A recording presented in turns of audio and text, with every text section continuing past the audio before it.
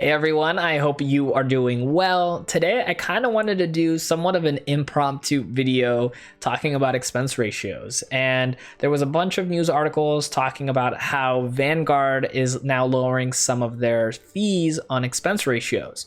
So I thought it'd be kind of interesting to take a look at how much expense ratios can actually cost you on your investments, whether it's on your regular brokerage accounts or even your retirement stuff. So didn't really have a ton planned. I just kind of wanted to do this video because I was already looking at this stuff, and we're gonna go ahead and jump into it. But if by chance this is your first video with us, my name is Dennis, and here on the channel we love talking about ways to build wealth, make money, and be more financially free. So if that's something that interests you, make sure you have that subscribe button hit down below. And then because YouTube likes to make it more difficult than investing, hit that bell notification so that way you can get notified about new videos. So what we're gonna do is hop onto the actual screen of the computer here. I'm already on the computer camera. I didn't want to grab my other camera out. Like I mentioned, this is somewhat impromptu as far as, making videos goes, but we're gonna go ahead and swipe over. And now you're going to see some of the articles, well, this is one of them, about Vanguard dropping the hammer on ETF fee war with 21 price cuts. And so this is, from Yahoo Finance. I read a couple of different articles. I usually read a few when it comes to things that impact my life because I do have a couple of Vanguard funds. So I thought this was very interesting for me. And, they talk about, how they're lowering them. Some of them go from 0.04 to 0.03, and some of them can be even more dramatic. And so I kind of wanted to play around with some of the numbers. So what I did was, for full fairness, I went through a couple different companies to kind of get an idea of what some of the expense ratios are for different companies. And full disclosure on this really quick before we get into the actual plugging in of numbers, just because an expense ratio might be lower than another fund doesn't always mean it's better. So sometimes, you might have a really good, sorry, my dog was barking, but sometimes you might have a really good fund with maybe a higher expense ratio than others. And sometimes maybe you do get a really good fund with a very low expense ratio. So just disclaimer there, just because a fund has a low expense ratio does not mean it's a great fund overall. You have to do your extra research for it. Now, getting back onto the computer here, we're going to switch over. I got a ton of tabs up right now. You can't actually see them. They're hiding way up here on the actual screen. Way up there. That's my arrow.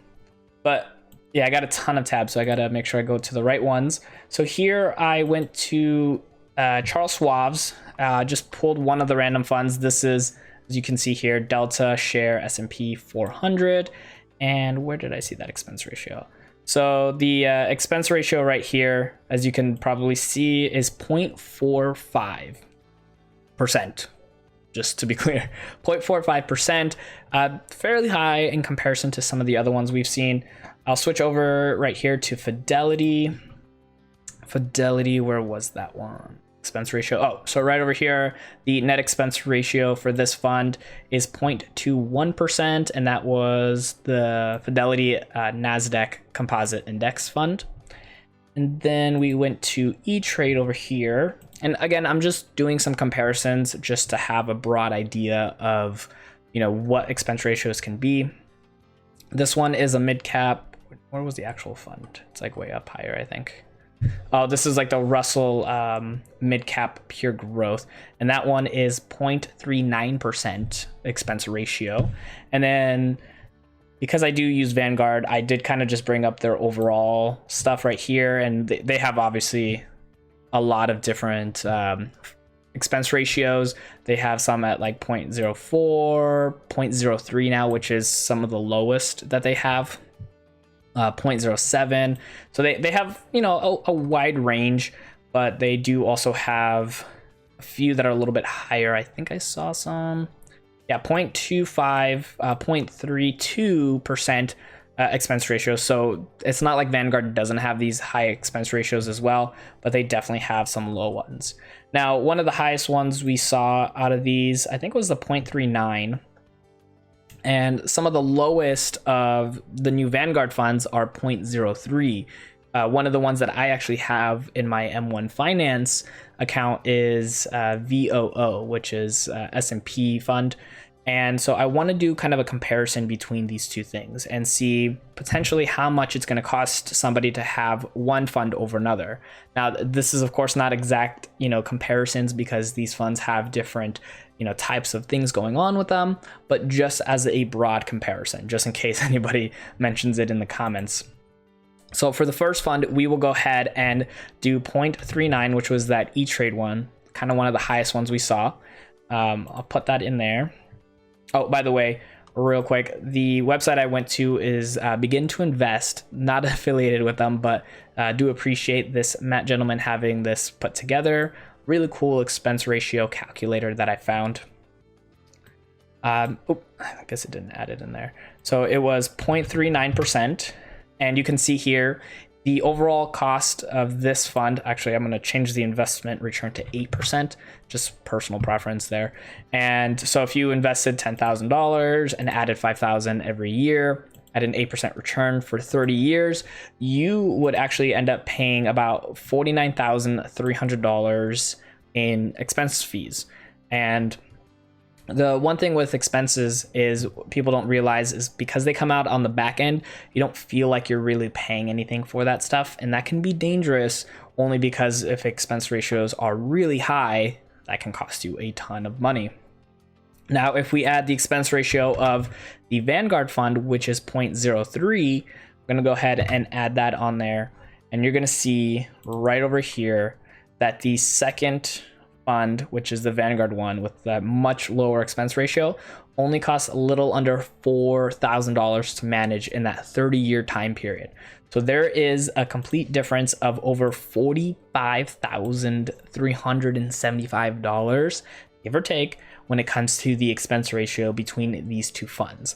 So if you invested in these funds for that $10,000 plus $5,000 every year, got an 8% return every single year for 30 years, fund number one would cost you an additional $45,000 to have. So even if you make a lot of money from it, you're going to be paying a lot of money out. And the reason that's important to know is because that is your money that you are costing yourself by not paying attention to these things. So what do? Probably the best thing to do is pay attention to, what your expense ratios are. I actually did a video a while ago talking about Bloom's free analyzer tool, which they can actually analyze your 401ks. Unfortunately, they don't do regular IRAs or just like brokerage accounts, at least not right now as of this recording, but you can utilize that tool to see if you're, being charged a lot of money with fees, but you can also do it on your own. So if you have a brokerage account, I would probably recommend just taking a look at what the expense ratio is, and on top of, what other funds around it have as far as expenses and what you get returns for and what it provides for you, because of course that's also important too. But if you do that, that can save you tens of thousands of dollars over the course of your investing lifetime, and that can really save you a lot of money. Might as well do it. It doesn't take a lot of time.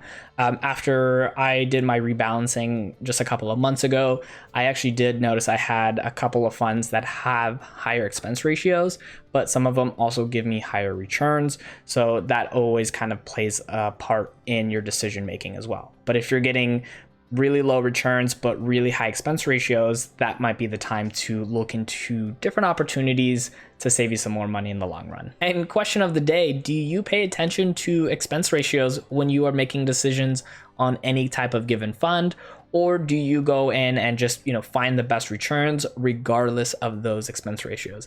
Be really curious to hear what you guys have to say in the comments down below. And with that being said, I want to actually go ahead and go back into this experiment here and just kind of get an idea of what the difference between 0.04 and 0.03 are for some of these Vanguard funds that have changed.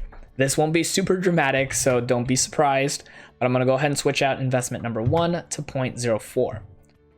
So over the course of this 30 years for investing, you're actually going to pay less now because of the expense ratios going down. You're going to pay $1,300 less now because of those fees going down if you already invested in them and or if you start investing in them now. So having Vanguard lower these expense ratios means you are going to be saving more money in the long run. Now, of course, that means that you are investing, quite often and every single year to be able to save that money. But I don't know about you, but for me, saving over $1,300 is definitely something I would prefer to do. Anytime I can save money, I definitely take advantage of that. Now, if you enjoyed this video and got some really great value, don't forget to hit that like button down below and subscribe if you haven't already. And if you want to keep on watching more content here on this channel, go ahead and click on this playlist right over here. You can continue to learn and grow and provide yourself more opportunities to become financially free.